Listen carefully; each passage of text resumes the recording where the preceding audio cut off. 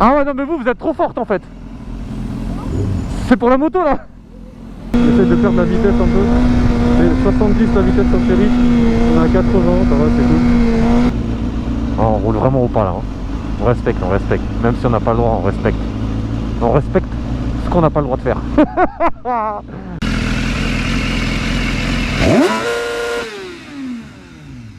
Méchant, méchant. Guten Tag, my friend, guten Tag.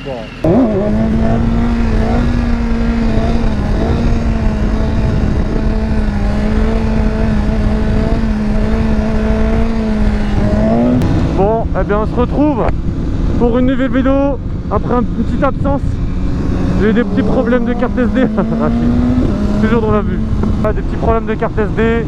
J'avais filmé pas mal de contenu et je sais pas pourquoi, mais tout s'est niqué quoi. Tout est parti en bouffe. Oh putain, je trouve même plus mes mots, ça y est, ça me casse les couilles. Quand j'y repense, ça me procure des états bizarres dans mon corps. Machallah ton casque. Machallah ton casque. Machallah le casque. 3 fois quand même hein. T'as tes écouteurs là? Non. C'est que t'as un problème d'oreille alors? Non. Non? Ah ouais.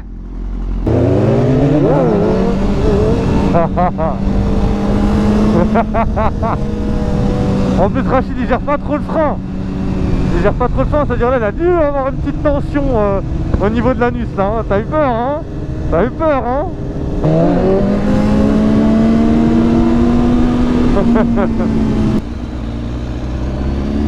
Il est même pas bonjour le vieux. Oh là là, qu'est-ce que... Les motards comme ça là, ça me dépite. Hello toi. Ouh. Oui, tu es très très belle. Tu peux être étonné de ça. Ah, j'en ai marre des feux. Ouais frère. Arrête. On est arrête. Wesh. Quoi?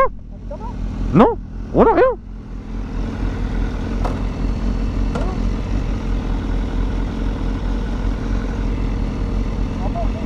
Wesh. Wesh.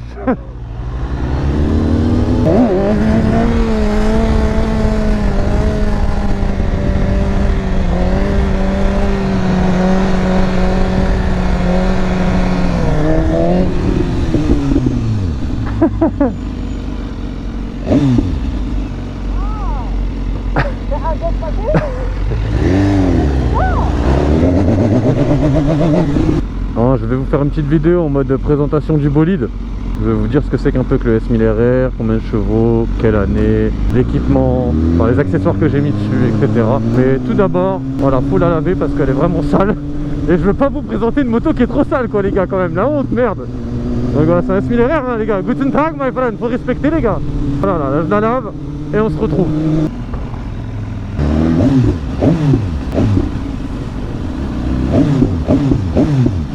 Ah ouais non mais vous êtes trop forte en fait. C'est pour la moto là. Ah vous êtes trop forte, vous êtes trop forte, vous êtes trop forte. Je te mets là. Je passe de l'autre côté. Excuse-moi, ça te dérange pas que je fasse? Hop, merci. Oh putain de merde.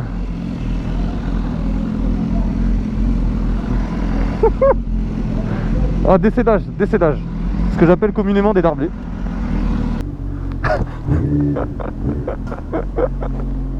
Bon, allez, c'est parti. Hop, hop. Hop, alors, le lavage haute pression. Hop. Putain, mais c'est quoi ces fils emmêlés? C'est quoi cette merde? Et pourquoi je suis un con? J'ai activé le truc avant de démêler les fils. Putain, mais quel boulet. Oh là là. Mon Dieu, aidez-moi. En plus, je suis en blanc, j'ai pas envie de me salir. Bon, allez, on va faire comme on peut. Moi, je fais un petit truc après, c'est que je démarre la bécane. Putain, en première. Hop. Bon, allez, on se retrouve après. Donc voilà ma bécane. Donc un S1000RR de 2016. entièrement d'origine, à part donc 2 accessoires qui sont le filtre à air, KN et le pot. Mais je pense que, à mon avis, ouais, ça tout le monde doit l'avoir. Le filtre à air KN et le pot, je pense que tout le monde a ça plus ou moins sur sa moto quand même. Donc je peux pas vraiment appeler ça des accessoires. Donc je peux dire qu'elle est full origine. J'ai la ligne complète d'origine, donc avec le catalyseur hein, qui est juste ici pour ceux qui connaissent un petit peu. Ceux qui connaissent pas d'ailleurs, je vous montre. Hein. Petits cubes là qui sont là. Hop, juste ici. Ah, je commence à me perdre, j'ai du mal à me baisser. Donc s'il vous plaît doucement dans les commentaires hein, par rapport à la bécane, elle est encore un peu sale putain malgré que je l'ai lavé. Mais il me faut toutes ces genres de petites merdes, il me faut les lingettes de Vulcanette. Ça fait vraiment bien chier quand on se prend des moucherons, des conneries comme ça devant, ça a du mal à partir. De 2016, pourquoi ce modèle là? Parce que les anciens modèles apparemment ils ont eu des problèmes de chaîne de distrib. Je voulais pas me prendre la tête avec de la mécanique, moi personnellement. Je vais pas prendre de risques, c'est une moto qui coûte relativement quand même cher à l'achat. Et j'ai pas envie de tout simplement aller chez BM tous les 36 du mois pour réparer ma moto quoi. Donc voilà, c'est une moto qui fait 199 chevaux pour 200 kg, soit pratiquement 1 cheval par kilo. C'est très puissant, ça a du couple, ça marche vraiment fort. Il y en a plein qui m'ont demandé quand même concernant les révisions, est-ce que BM ça coûte cher, est-ce que ceci, est-ce que cela. Alors franchement j'ai fait ma première révision chez BM, sachant que celle-là quand je l'ai achetée elle avait 7000, maintenant elle en a 23 000. Je vais bientôt faire la grosse, j'ai fait uniquement la petite, ça m'a coûté 350 €.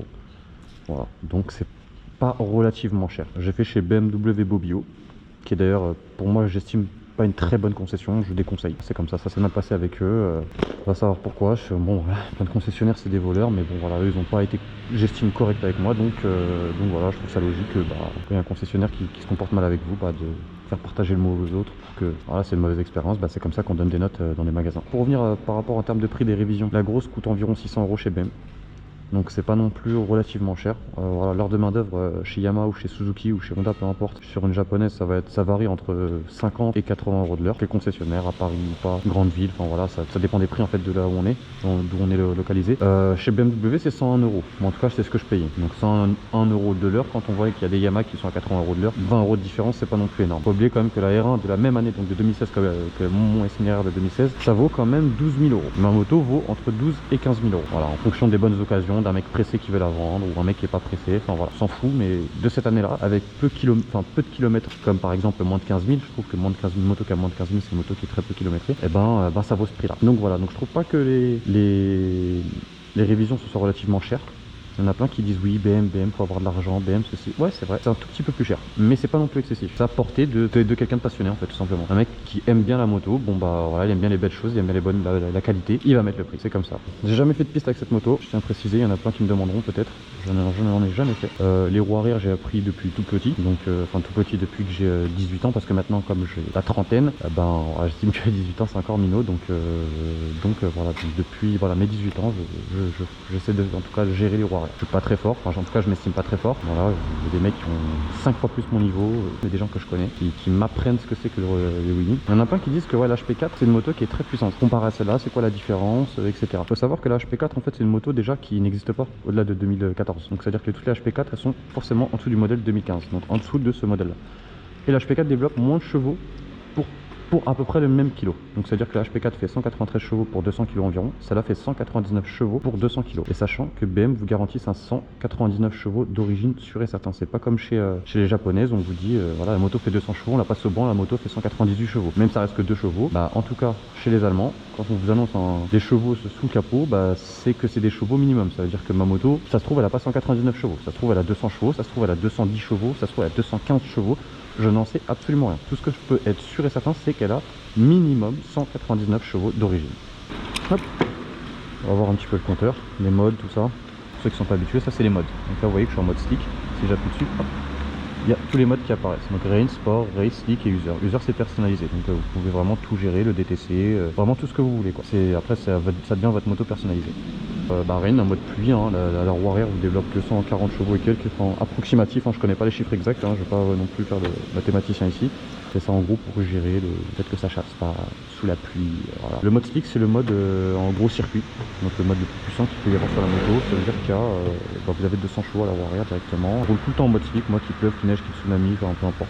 J'estime que j'ai une moto de 200 chevaux, c'est pas c'est pas pour rouler en mode rain quoi. Quand on s'habitue à la conduite, soit on sait conduire ces 200 chevaux qui pleuvent, qui neige, qui te rentrent, qui tsunami, soit on sait pas les conduire quoi. À partir du moment où, pour moi en tout cas c'est mon opinion, il y a des autres que je respecte, où on commence à changer le mode etc, c'est que soit on connaît pas la moto, soit on n'a pas confiance.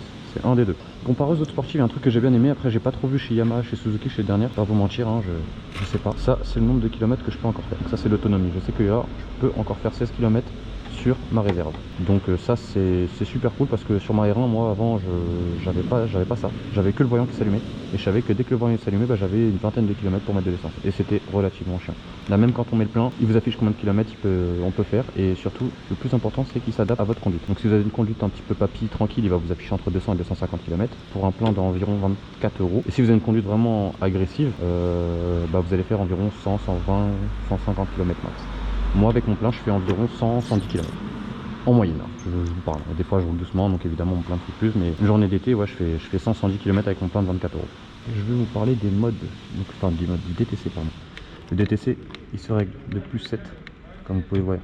Voilà, pardon putain je parle même plus français, à -7. Et donc en fait c'est le contrôle de traction control. Putain je me rappelle même plus exactement, je vous mettrai en bas le terme exact en anglais. Et bah en fait c'est ce qui permet de gérer en fait l'anti-patinage un peu dans roue arrière. Donc +7 c'est sécurité totale, la moto réagit vraiment bien, si elle chasse ça récupère. -7 on va vous faire un dessin. -7 c'est tu chasses tu tombes, c'est très simple. Régulateur de vitesse sur une sportive, quand même assez énorme. Donc bon là il est activé. En gros pour l'activer, hop on fait ça, on reste sur la poignée de gaz, on appuie sur le bouton, on lâche, hop, et le régulateur de vitesse il y va tout seul. Donc c'est quand même une moto qui est vachement à l'aise à conduire. Au-delà du fait qu'elle fasse 200 chevaux et qu'en -7, en DTC -7 et qu'en mode slick ce soit une Rashitan, ça reste quand même une moto qui, voilà, si on veut conduire pépère, même en DTC -7 et en mode slick, on peut conduire pépère. Le truc de ouf, moi, qui m'a le plus fait kiffer sur la bécane, enfin un des trucs qui m'a fait le plus fait kiffer, parce que c'est quand même le moteur qui m'a fait quand même le plus kiffer, c'est les poignées chauffants. Donc là je suis vraiment au max, là je suis un peu moins en cul du max, et là j'en ai plus. Donc en fait il y a deux séquentiels différents en fait de mode pour les poignées chauffants. Et vraiment, putain, qu'est-ce que ça change la vie, vraiment. Genre, je peux plus conduire d'autres sportives à cause de ça. Tellement je me suis habitué à ce que mes poignets soient chauds, etc. Donc ouais, non, c'est de la frappe atomique. Je vais revenir aussi sur les plaquettes, parce que ça, je n'en ai pas parlé. Parce que je vous ai parlé des révisions, etc. Mais le prix des pièces, qu'est-ce que ça vaut chez BM? Est-ce que vraiment on sent la différence? Est-ce que, voilà, pour le kit chaîne, pour tous les trucs qu'un motard ferait en général, à part les pneus, parce que les pneus c'est prix universel, et bah franchement c'est vrai que on va pas se mentir, chez BMW c'est quand même relativement cher. Voilà, je vais pas vous mentir, ça sert à rien de trouver des excuses ou quoi. D'ailleurs merci Toumani pour mon kitchen, t'es un ange, t'es un amour. Heureusement que tu étais là parce que sinon c'était un peu chaud. Quand ils m'ont annoncé le prix chez BM, c'était entre 400 et 450 € quand même le kitchen monté. Je me suis dit ah ouais c'est chaud, oh, c'est chaud sa mère. Mais du coup heureusement que j'ai un ami qui a pu m'arranger ça, c'est super cool à lui. Les plaquettes ça vaut quoi? Franchement chez BMW c'est d'origine Brembo, donc Brembo BMW, parce qu'il y a Brembo et Brembo BMW. Je sais pas c'est quoi la différence, me demandez pas, mais apparemment il y en a une. Donc les origines Brembo BMW elles valent 174 € les plaquettes. Voilà, avant je parle, juste avant, on parle pas de l'arrière, juste avant. Ça fait mal au trou de balle, on va pas se mentir. Pour des plaquettes pour une moto ça fait super mal au trou de balle. Donc voilà, moi j'ai pu les toucher vraiment moins cher, pas à ce prix là. Ah, vous me connaissez, moi je suis marocain les gars, hein, dès que le moins cher, la même chose, je prends. Pas des copies hein, évidemment, je tiens quand même à préciser, moi je suis vachement à la débrouille sur ma bécane. Les plaquettes arrière, bon ça va, c'est pas très cher, ça coûte 50 balles, c'est pas ouf non plus. Donc tout monté ça vous vaut, enfin les plaquettes avant, plaquettes arrière, je pense que tout monté ça vaut environ 300 balles. Voilà, c'est cher, c'est quand même cher, voilà, on va pas se mentir. C'est des pièces, bon, c'est du Brembo. Après j'ai envie de vous dire, si vous avez des étriers Brembo, c'est beau dès que j'entends des bruits de bécane, je tourne la tête direct. Par rapport aux étriers, ouais, donc voilà, je vous le disais, ouais, même si vous montez des étriers Brembo sur n'importe quelle bécane, de toute façon si vous mettez des plaquettes Brembo ça va être cher aussi. Donc en soit, il n'y a pas vraiment une grande différence. Il me semblait que le kitchen chez Yamaha, quand je les avais appelés, ils m'avaient annoncé, je crois que c'était 350 balles, je crois, un truc comme ça. Pareil chez les Dog Bikers, environ plus ou moins pour ceux qui connaissent, etc. Dans Paris, c'est environ 300-350 balles. Pour un kitchen, pas d'origine BMW évidemment, mais pour un bon kitchen. Donc ça, en fait, quand on fait le calcul, quand j'avais mon R1, moi je me rappelle mon R1, j'avais payé 250 € en fait mon kitchen. Monté évidemment, je parle que monté là. Je trouve pas ça vraiment énorme. On va pas se mentir, comparé à celui-là, 300-350, il y a quoi? Il y a encore 100 balles de différence. C'est vrai que c'est plus cher, c'est vrai que ça coûte plus dans le budget. Mais pour la moto que c'est, franchement, de vous à moi personnellement, je vais pas vous mentir, je suis amoureux de ma bécane. J'aime trop ma bécane, c'est un truc de ouf. C'est la bécane la plus puissante que j'ai eue, pas vous mentir, hein, j'ai testé vraiment pas mal de bécanes, mais celle-là c'est un truc de ouf. J'aimerais bien essayer la dernière d'ailleurs, voir ce qu'elle donne, parce qu'apparemment c'est pas chitan aussi. J'ai toujours pas essayé, et dès que je l'essaierai, de toute façon je vous dirai. J'ai toujours le support de plaque d'origine. Je vais pas tarder à changer, ça me fait chier, à chaque fois que je dis je vais m'en occuper, je le fais pas, ça me casse les couilles aussi, mais je vais pas tarder à changer. Moi j'ai mis des LED ventilés aussi, je pense, pour ceux qui ont vu. Attendez, je vais vous allumer avec les veilleuses et la bécane allumée. Vous allez voir un petit peu la différence, parce que normalement les phares avant sont jaunes, hein. Chez BMW, ça j'ai pas du tout été content. Je suis allé me plaindre direct auprès de BMW France, hein, parce que franchement, mettre des veilleuses jaunes sur une bécane qui a une gueule comme ça, c'est honteux quand même. Je vais démarrer la bécane pour vous montrer un petit peu le phare et le plein phare. Plein phare. Hop. Ah, moi carrément je suis ébloui. Ébloui de beauté. Bref, rien, c'est connerie.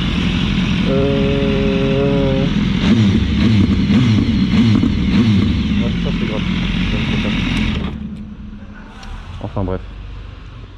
Bah, je pense qu'on a fait le tour ensemble. Et si vous avez d'autres questions, je prendrai plaisir à vous renseigner dans les commentaires. Et bon, je pense que maintenant, c'est l'heure d'aller rouler, non? On en va, c'est bon, c'est parti?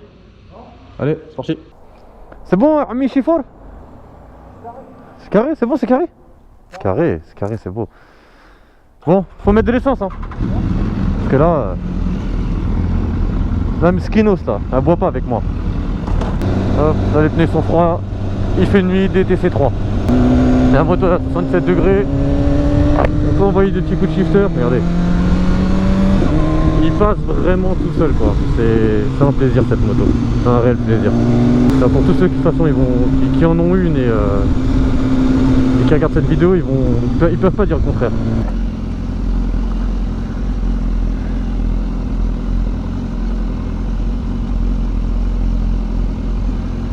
Évite de faire le fou aussi avec ton casque là mon frère, s'il te plaît. On sait il est beau mais... Oh d'accord, vas-y. Bah essaie de me rattraper alors. Oh c'est super cool, il n'y a personne. Merci, c'est gentil. Non, quand même, faut que je dise merci. Obligé quand même. Un petit pouce bleu. Ah, il le sait ce qui va se passer. Il me regarde, il attend. Il attend, à vous tu sais. Ah oui tu sais. Ah oui frère. Il le sait, c'était ça.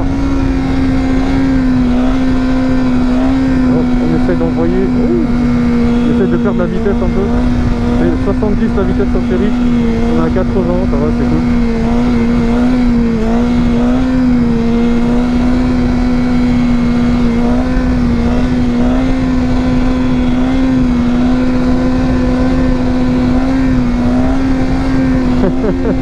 Ah, cette sensation d'être en roue arrière. Hop, on va essayer de doubler. Hop là. Olé. Mon petit kiff, ça va. J'ai plus trop d'essence en plus, merde. Mon gars, je sais que tu m'entends pas, mais faut que je mette du coco là-dedans. Guten Tag demande. Beaucoup demandé, les gars. Ah oui, demandez beaucoup, hein, stop. Allez, on va mettre essence pour toi, mon ami. Ah oui, d'ailleurs, je tenais à préciser aussi un truc. Il y a beaucoup de gens, peut-être, qui vont pas savoir comment m'appeler sur YouTube. Alors, vous m'appelez tout simplement la Tracma. Voilà, c'est mon pseudo. La Tracma. Et une petite pensée à tous les gens qui regardent cette vidéo et qui roulent en Guten Tag, ma friend. Guten Tag. On aime tout ça, on aime. Voilà, non, j'ai pas les poignées chauffantes, je vais sortir tout de suite. Ah, j'aime pas trop rouler collé comme ça, c'est chiant. Rachid, ah, merde alors. Mais non, non, va à côté de moi, va là-bas. Non, il est chiant, il va pas me lâcher, ça y est, c'est mort. Allez, c'est plus, va sur ta voie, là oui, mon frère. On va mettre un peu d'essence. Et après, on va vous envoyer un petit peu du lourd. du lourd, du lourd. Allez, un petit arrêt au stand s'impose. Ah, t'as ouvert ton réservoir, hein? Hein? Tu sais que c'est moi qui khalass, hein? Tu sais que c'est la crise là, mon khoya. Tu sais ou pas? Hop, hop, hop. C'est la crise à khoya. C'est la crise à khoya.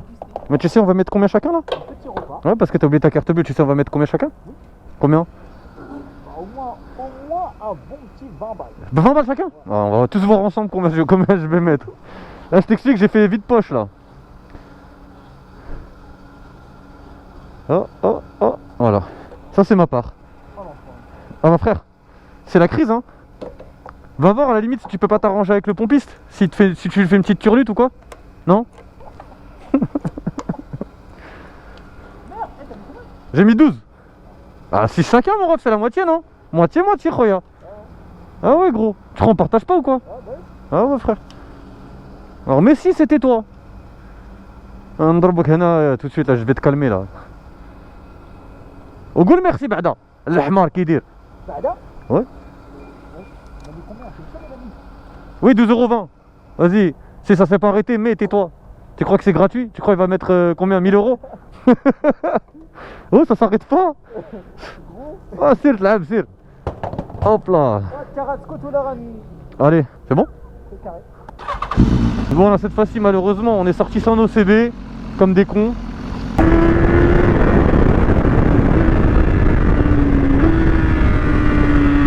Donc, on en voit toujours un petit peu le corps.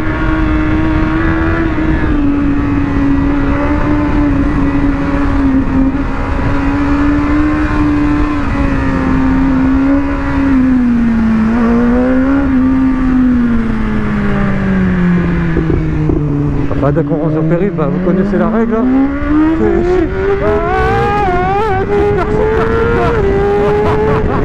Ah là là là là, non, c'est de la folie. Le Coran, c'est de la folie ça. C'est n'importe quoi, c'est n'importe quoi.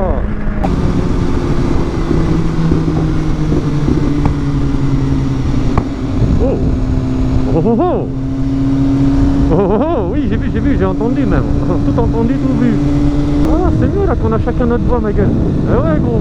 Je sais pas, c'est bien là. Tu vois ce que je veux te dire ou pas, gros? T'as capté ou pas, espèce d'ouf? Vraiment, t'as capté? C'est bon? T'as capté, voilà. Ah ouais, frère. Ah, je tiens à préciser qu'il m'entend pas. Hein. Oh là, le bruit du pot. Oh là là, Rachid aussi, hein. Oh, ouais, j'ai vu, ça y est, ça va le calme, ouais.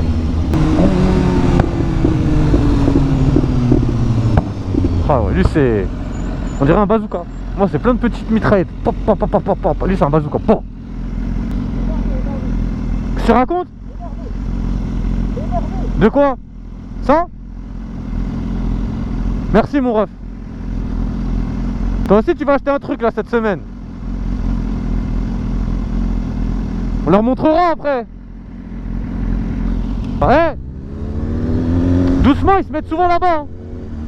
Ok? On passe longtemps.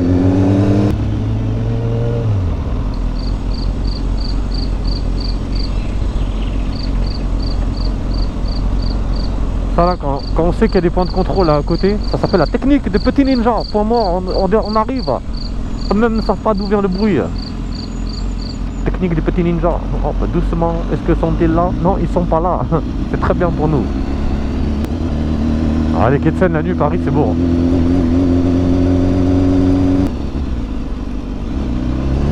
Et maintenant, dès que je vois des barrières, je relève.